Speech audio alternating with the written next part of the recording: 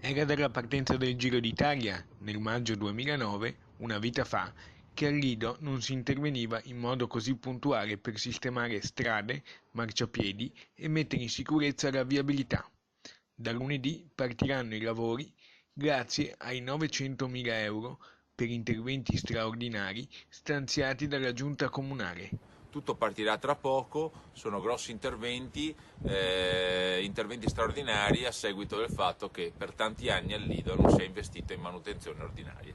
A voler mettere a bilancio queste risorse straordinarie che si aggiungono allo stanziamento già previsto di 500.000 euro per gli interventi ordinari, un'operazione intrapresa in sintonia con l'assessore ai lavori pubblici Francesca Zaccariotto e insieme al prosindaco del Lido Paolo Romor.